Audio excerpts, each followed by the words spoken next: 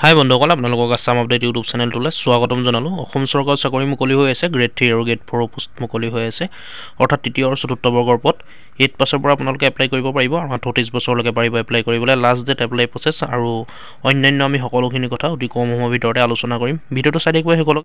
বৰপেটাৰ মাধৱ চৌধুৰী মহাবিদ্যালয়ত পদ মুকলি হৈ আছে। শেষ তাৰিখ হ'ল 15 দিন। 15 দিনৰ ভিতৰতে আপোনালোকে এপ্লাই কৰিব লাগিব।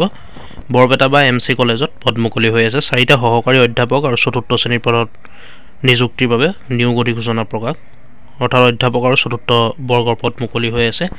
MC কলেজ অৰ্থাৎ মাধৱ চৌধুৰী কলেজ বৰপেটা, নিযুক্তি 2024। সহকাৰী অধ্যাপকৰ পোষ্ট মুকলি হৈ আছে। প্ৰথমে 2টা পোষ্ট মুকলি হৈ আছে। বিষয়ভিত্তিক খালী পদ পদাৰ্থ বিজ্ঞানৰ কাৰণে এটা আৰু অসমীয়া ছাবজেক্টৰ অৰ্থাৎ অসমীয়া বিষয়ৰ কাৰণে এটা। STH ৰোষ্টাৰ পইণ্ট 10, অসংৰক্ষিত ৰোষ্টাৰ পইণ্ট 16, অৰ্থাৎ এটা পদ মুকলি হৈ আছে STHৰ কাৰণে আৰু এটা অসংৰক্ষিত হৈ আছে।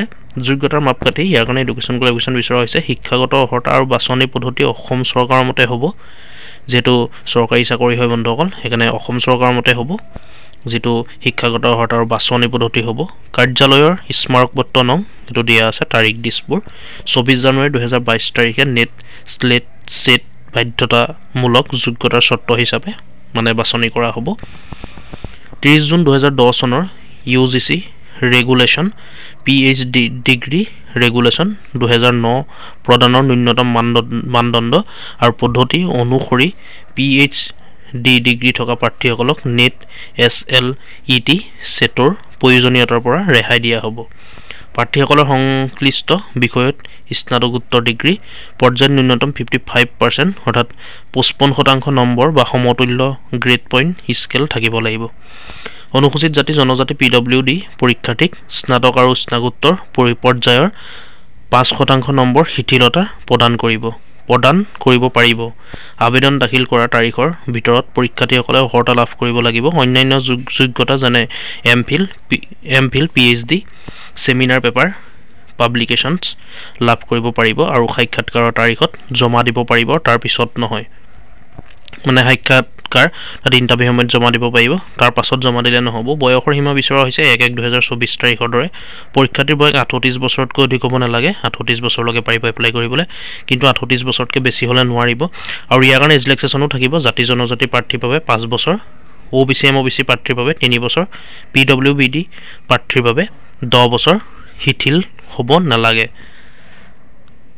ইয়াৰ কাৰণে এজ ৰিলেক্সেশ্যনো থাকিব 5 বছৰ। আপোনালোকে দেখিলে SC ST আৰু OBC MOBC কাৰণে 3 বছৰ আৰু PWBD কাৰণে 10 বছৰ এজ ৰিলেক্সেশ্যন দিয়া হ'ব। 2 নম্বৰ পদকেইটা লাইব্ৰেৰী বাহকৰ পদ মুকলি হৈ আছে। পদৰ সংখ্যা 1। UR ৰোষ্টাৰ অৰ্থাৎ আনৰিজাৰ্ভ হৈ আছে। এই পদটোৰ কাৰণে সকলোৱে এপ্লাই কৰিব পাৰিব লাইব্ৰেৰী বিয়াৰৰ কাৰণে।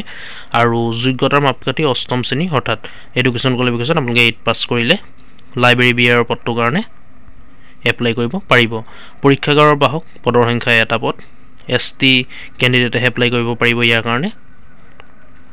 যোগ্যতাৰ মাপকাঠি এডুকেশ্যন কোৱালিফিকেশ্যন 8 পাছ বিচৰা হৈছে পৰীক্ষাগাৰৰ বাহক পদটোৰ কাৰণে।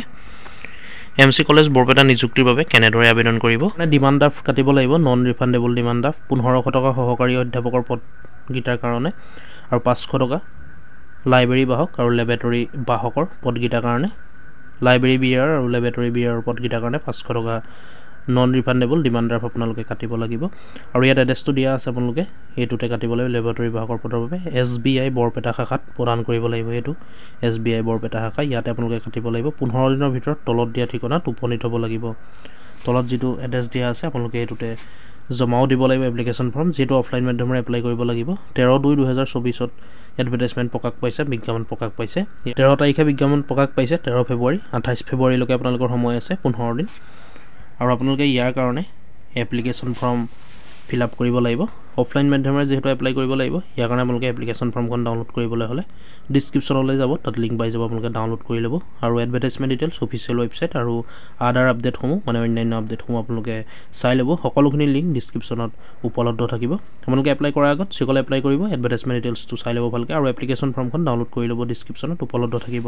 এপ্লিকেশ্যন ফৰ্মখন ফিল আপ কৰি এইটো এড্ৰেছতে জমা দিব লাগিব। অধ্যক্ষ সম্পাদক MC college Barpeta PON district Barpeta, post office N district Barpeta, pin 781 অৰ্থাৎ 781-301 অসম। এইটো এড্ৰেছতে আপোনালোকে এপ্লিকেশ্যন ফৰ্মখন ডাউনলোড কৰি ফিল আপ কৰিব, লগতে সকলোখিনি ডকুমেণ্টছ আপোনালোকে জেৰক্স কৰি দিব, চেল্ফ এটেষ্ট কৰি দিব, ফটো 2 কপি দিব, recent passport size photo 2 copy, সেই সকলোখিনি দি পেলাই আপোনালোকে এইটো এড্ৰেছতে জমা দি দিব 28 তাৰিখৰ আগতে।